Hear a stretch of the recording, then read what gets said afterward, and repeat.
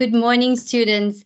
So today is the welcome and orientation for LSK3701 Science and Technology Teaching in Foundation Phase. I am your lecturer, Mrs. A. Carrim, and you can contact me on ecarrier1@unisa.ac.za. Okay, so to welcome all of you, I just want to make sure that you share our enthusiasm about this module.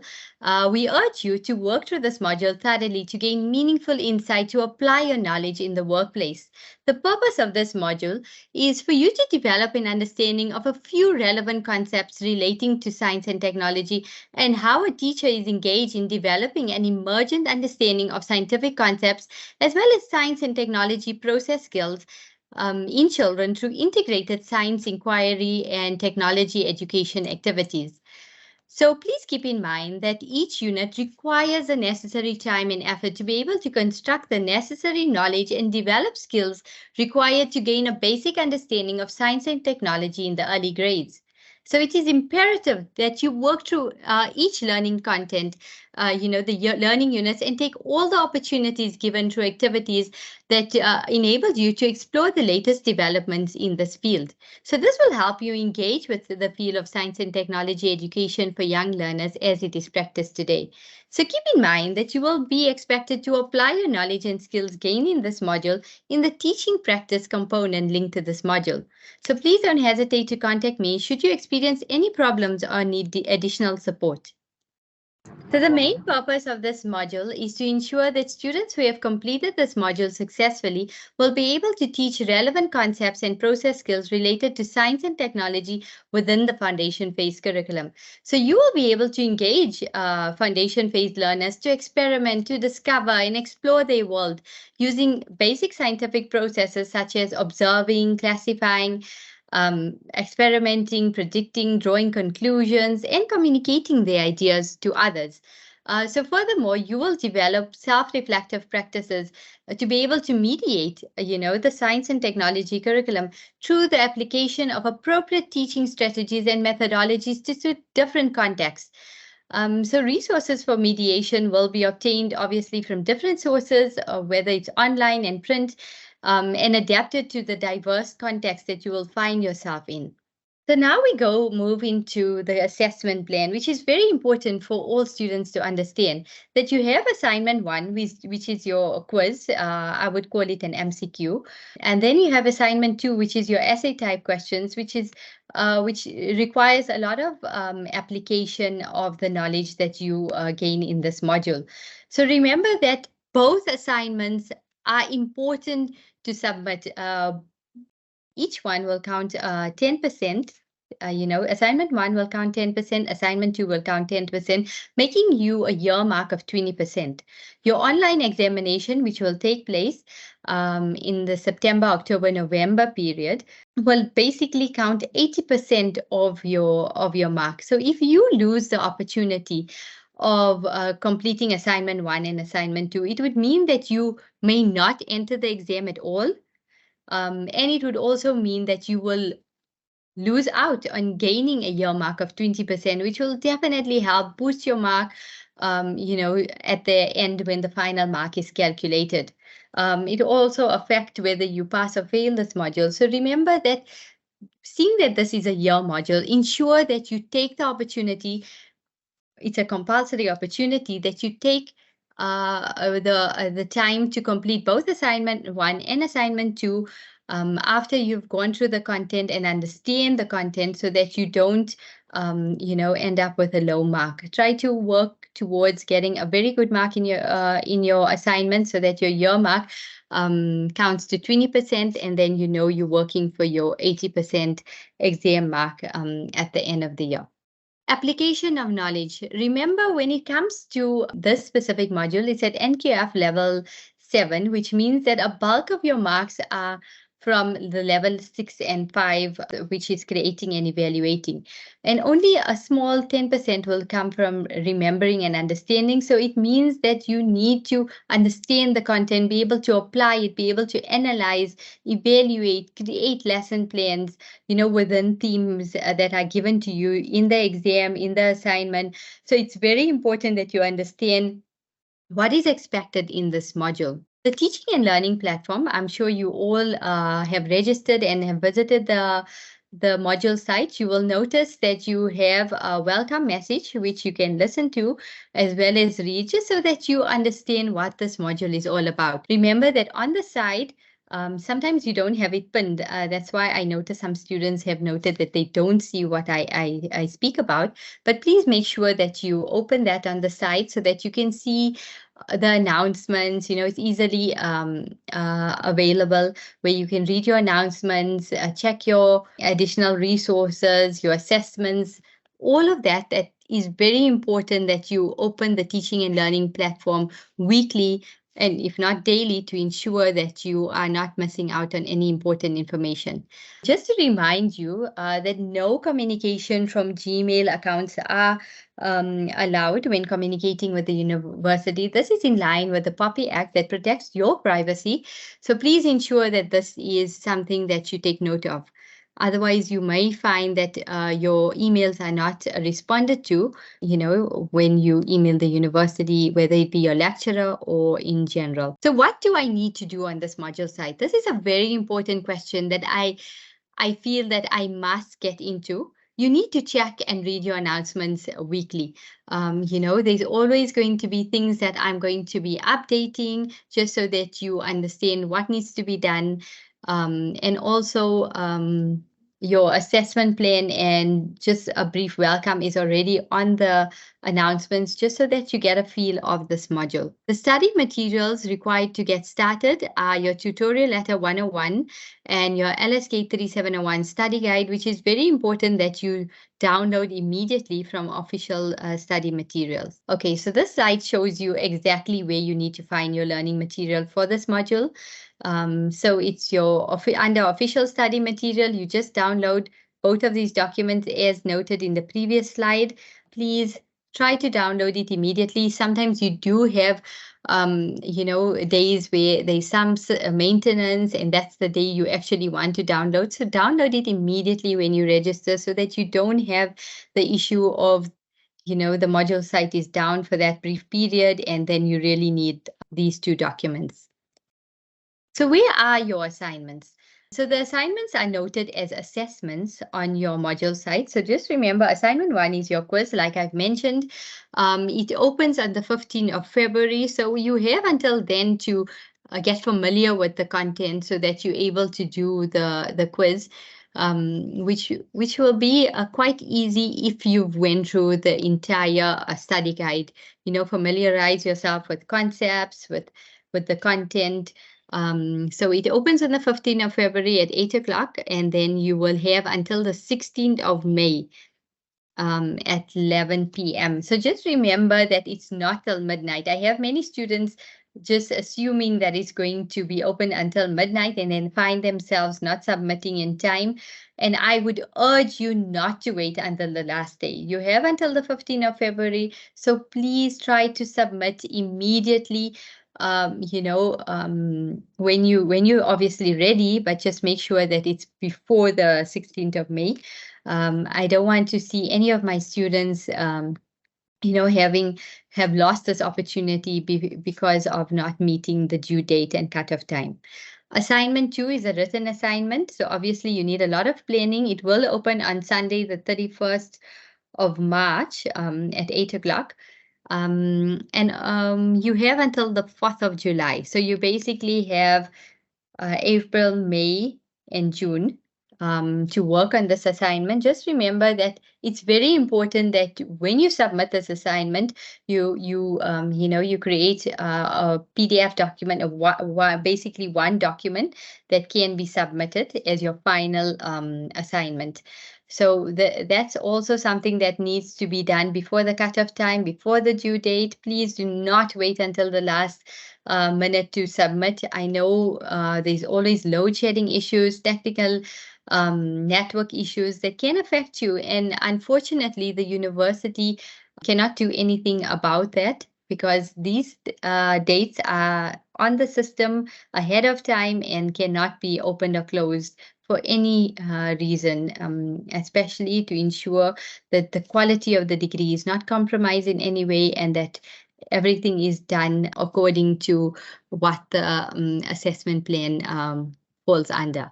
So just make sure that you open the assessments and start early. Problems with submissions, late submissions, please, students, no late submissions via email are allowed.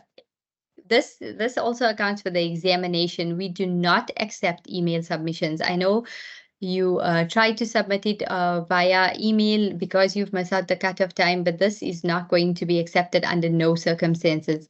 Incorrect assignments, I've noticed a lot of students are naming their assignments incorrectly on their side. So when they trying to attach the document, it ends up where they submit the question paper, or and then they just basically get a zero for that. So I don't want to see my students making that mistake. Please save your document correctly so that when you're uploading, you choose the correct document. Corrupt files, that's another issue that we've been noticing, where students are saving their documents incorrectly and it becomes corrupt.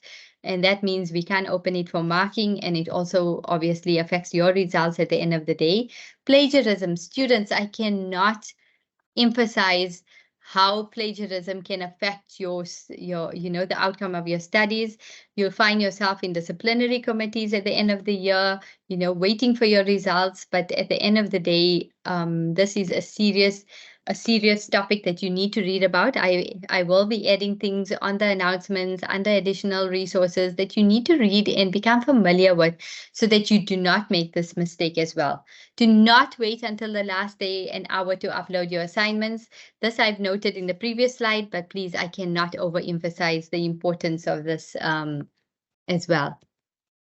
What is FAQs? I found a lot of students not even visiting this part of it. I know that you may not find anything at the moment, but I'm constantly during the year updating this tool.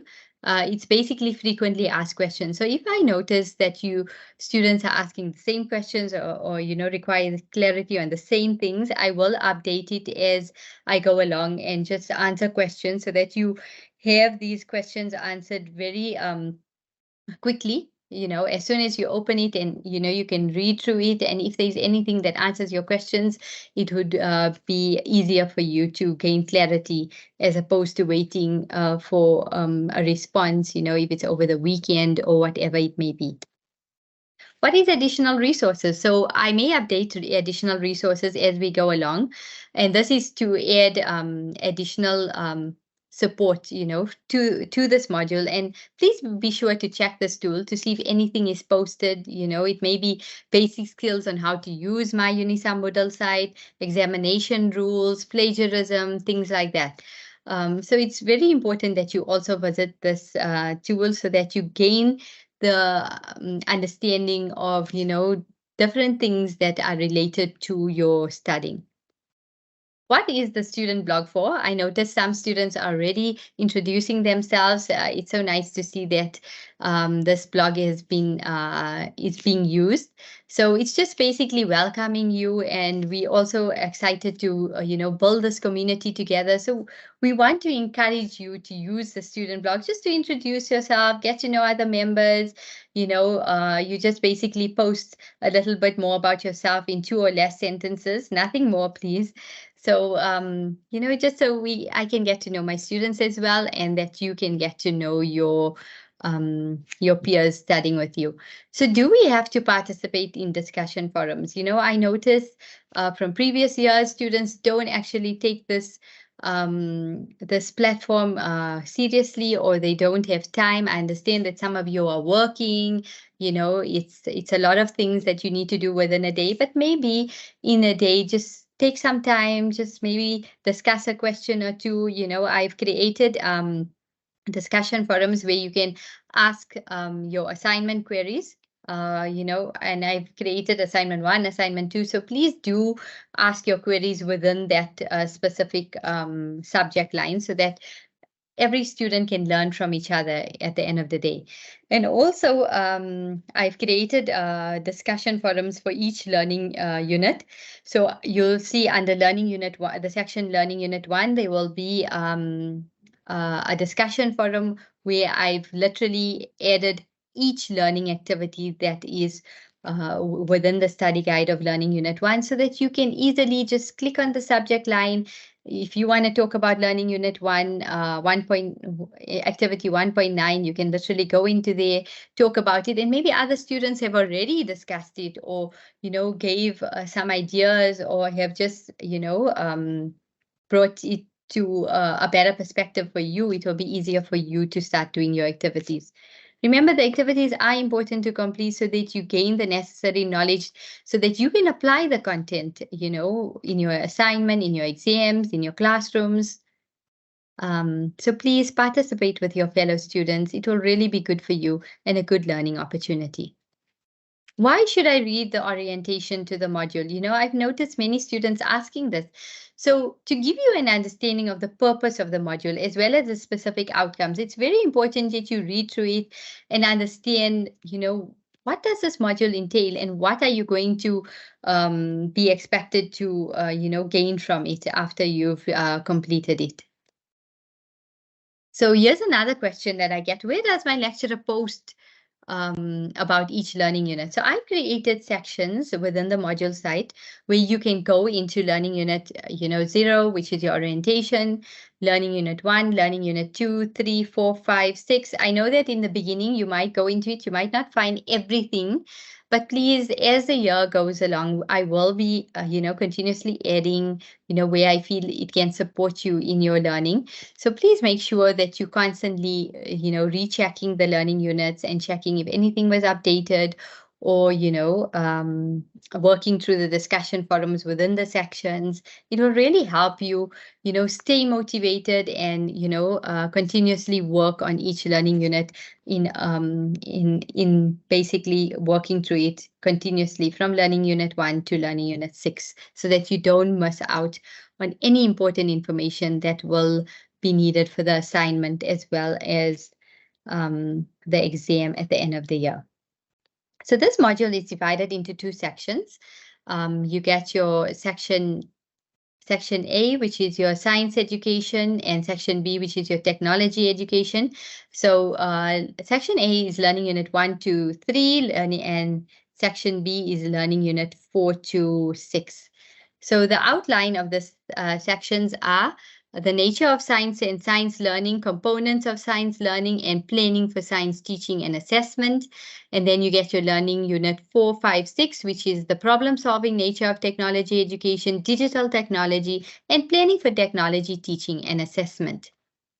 The outline of each learning unit. So these are the topics that are I communicated within these learning units. So you're learning about scientific literacy, the nature of science, learning science through inquiry, scientific concepts, how concepts develop, the conceptual change in the learning of science, language and the learning of science. And in learning unit 2, you'll go into young learners' thinking process in science, the big ideas and concepts. I'm sure you've heard about it. If you haven't, this is very important. Scientific knowledge, habits of mind, habits of body that you can incorporate into your lessons, science process skills, which are very important in this module. Developing learning using the curriculum as a starting point, approaches to teaching science to young learners, and daily lesson planning for inquiry-based theme planning, which is very, very important in both your assignment and your exam, assessment for science learning. And then in learning unit 4, you will learn more about problem-solving nature of technology, the design process, which is very important, the content areas for technology education, and also language and mathematics in technology education. When it comes to learning unit 5, you're talking about the 4th industrial revolution, the digital technology and digital childhood, digital literacy, the 21st century skills. Remember, you are going to be teaching students who are born into technology, digital resources for foundation phase. TPAC is very important as well. In learning unit 6, you're going into the design process skills, the theme plan, based on the stages of the design process, how to integrate within the theme plan based on the stages of the design process. You can see how important the design process is, and assessment in technology education. So I would suggest that you go through your orientation and read through the learning unit one. What is the outcome? After you completed this learning unit, you should be able to analyze problem-based scenarios, within the environment, and society, and demonstrate development of scientific literacy to be able to communicate ideas and opinions, identify and interpret the scientific concepts. You need to be able to cite appropriate examples, identify and interpret and analyze children's thinking related to science. In learning unit two, you're gonna have to, identify scientific concepts and how the science process skills can be used in science investigations. And again, cite appropriate examples, explain how scientific investigative skills affects children's understanding, and use scenarios to identify, interpret, and analyze children's thinking as well in the learning of science. In learning unit three, you will be analyzing and comparing the different teaching approaches, identify suitable contexts, suggest ways in which these approaches can be used successfully in a foundation phase classroom. Again, use examples in the different learning contexts, compile reports, develop theme plans, demonstrate an understanding of integration of science and technology through theme planning, and apply your understanding of assessment of science learning in the foundation phase. So these are all very important. And then also learning unit four is where you're actually going to think about problem-based scenarios, apply these to the problem-solving strategies to examples, plan and write paragraphs to communicate ideas, and analyze and interpret and make comparisons of different teaching approaches, especially when it comes to technological problem solving, integration of mathematics, language, creativity, and also the cultural historical perspective. So you're going to identify suitable context for the application. You're going to be given these different contexts. You're going to have to identify strengths and limitations of these approaches and use examples to cite an approach appropriate to the learning context. In learning unit 5, you're going to describe things like ICT, fourth industrial revolution, digital childhood, the concept of digital literacy as well, differentiate between technology as a subject and digital technology, and also think about the range of skills needed for the 21st century, and assess, a variety of technological resources, illustrate the use of the TPAC framework, and argue against or for, digital technology in the early years. I know there's a lot of people who won't want to, have too much technology in the classroom, but this is the classrooms we are faced with today, that students are more technologically orientated, and things like coding and robotics have become important subject content, within the school system. Learning unit 6, you're going to identify, interpret technological process skills, in design activities, and appropriate examples again, and problem solving, and also in different contexts, as we've noted before. And also, when you're thinking about how you're going to apply your understanding of the assessment of technology education in the foundation phase. So these are things that you need to read about to complete this learning unit. The module expectations is, I urge you to work through this module, like I said, thoroughly, and keep in mind that you have to put the necessary time and effort and work through each learning content, and take the opportunities to work through the activities. And like I want to leave you with, students have to take responsibility for their own learning, engaging with the content, reflecting on the knowledge, critically analyzing, making meaning of it. So do read the characteristics that I've noted here, where you need to take initiative, you need to be independent, persistent, have a sense of responsibility for your own learning, a tendency to view problems as challenges, have self-discipline, a high degree of curiosity, and a strong desire to learn or change. And the ability to use your basic study skills and organize your time, set appropriate pace for learning the 6 learning units, have self-confidence, the ability to develop a plan for completing your work, take the opportunities in the, discussion forums, actually enjoy this learning experience, and also you need to be actively participate in order to make sure that you don't fall back. You evaluate your progress, So there's a lot of things that you need to ensure, be creative, read through these characteristics and ensure that you start instilling it in your study process. So keep in mind that you will be expected to apply your knowledge and skills gained in this module in the teaching practice component linked to this module. So it benefits you in both modules. Thank you so much for this opportunity and for yourself, watching this presentation. I hope it's helped you in some way. All the best for the year, and I'm here to support you.